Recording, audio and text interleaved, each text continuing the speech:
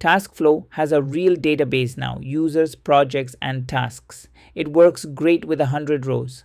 But at 1,000,000 rows, that same query that felt instant now takes 10 seconds and your app grinds to a halt.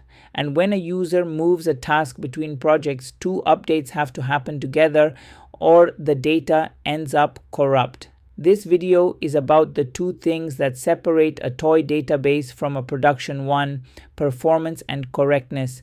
You'll learn what indexes are and how they make queries hundreds of times faster, when to add them and when not to, how to read a query plan with explain, transactions and the ACID guarantees that keep your data consistent, isolation levels, deadlocks, the N+1 problem, and connection pooling. By the end, TaskFlow will have the indexes and transactions it needs to survive real traffic. Let's start with indexes, the single biggest performance lever you have. Imagine finding a word in a book with no index. You'd read every page, cover to cover. That's what your database does without an index, a full table scan, checking every single row. An index is like the index at the back of the book. It's a separate, sorted data structure that lets the database jump straight to the rows it needs. Under the hood, most indexes are a B tree, a balanced tree that finds any value in a handful of steps, even across millions of rows. You create one with create index on tasks, the user ID column. Now a query filtering by user ID doesn't scan the whole table. It walks the tree and lands on the matching rows almost instantly. The speed up is dramatic. A query that took seconds can drop to milliseconds. A few things to know. Your primary key is automatically indexed. Foreign keys and any column you frequently filter or sort by are prime candidates. And a unique index enforces uniqueness while it speeds up lookups. Indexes are the difference between an app that scales and one that crawls. So should you index everything? No. Indexes are not free. Every index takes up disk space. And more importantly, every time you insert, update, or delete the row, the database must also update every index on that table. So indexes speed up reads, but they slow down writes. The rule: index the columns you filter, join, or sort by often, and don't index columns you rarely query or tables that are write heavy and rarely read. How do you know if an index is even being used? You ask the database with explain. Put explain or explain analyze in front of any query, and Postgres shows you its query plan, how it intends to fetch the data, and what it actually cost. The key thing to look for: a sequential scan means it's reading the whole table, often a red flag on a big table. An index scan means it's using your index. Good. Explain is how you stop guessing and start measuring. When a query is slow, run explain, find the sequential scan, and add the index that removes it. Now the other half, correctness. Transactions. A transaction groups multiple statements into a single all or nothing unit.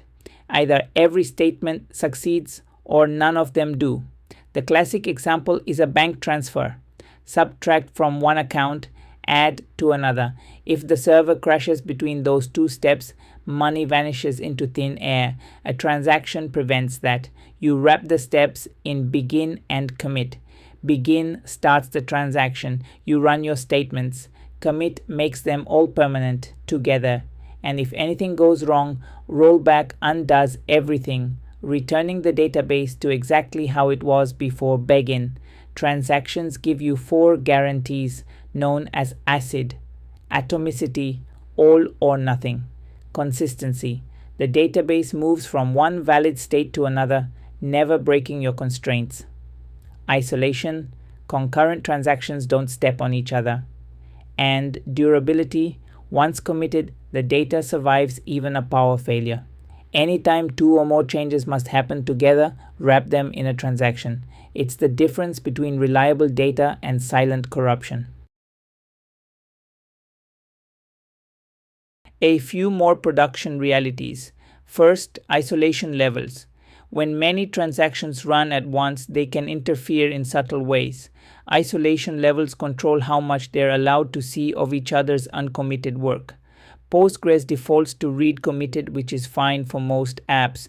Stronger levels like serializable prevent more anomalies but cost performance. Know they exist and reach for them when correctness demands it. Second, deadlocks. Two transactions each wait for a lock the other holds, and neither can proceed. The database detects this and kills one of them, which then retries. You avoid deadlocks by always acquiring locks in a consistent order. Third, the n+1 problem, which we met in GraphQL, haunts databases too. Loading a list, then firing one more query per item is 101 queries instead of one. The fix is a join, or loading the related data in a single query. Finally, connection pooling. Opening a database connection is expensive. A connection pool keeps a set of connections open and reuses them across requests, instead of opening a new one every time. Every production app uses a pool. It's essential for handling real concurrency. Let's harden TaskFlow. First, indexes. Our most common query fetches a user's tasks, filtering by user ID. So we add an index there. Create index on tasks, user ID. We do the same for project ID since we join and filter on it.